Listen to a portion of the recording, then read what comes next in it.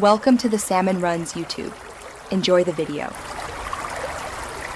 You start by checking core prerequisites. Make sure you are level 10 or higher and possess at least one lightning shard.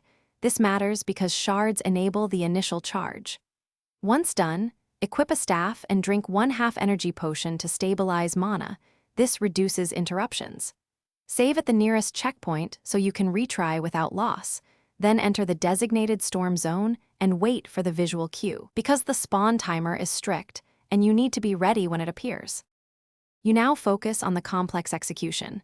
Lure the thunder wisp toward high ground using a bait or the lure skill, since elevation influences arc direction. Once close, begin channeling and keep it steady for about 6 to 8 seconds. Maintain direction to align the lightning arc with your target.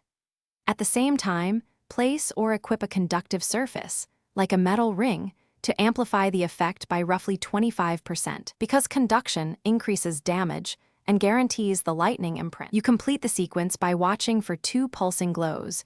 Release the channel on the second pulse to lock in the lightning magic, as timing determines success.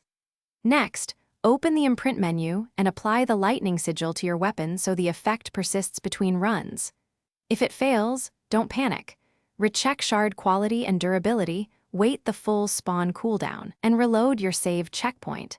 This fixes most issues because corrupted charge or bad timing are the usual culprits. Thanks for watching. Consider subscribing if we helped you.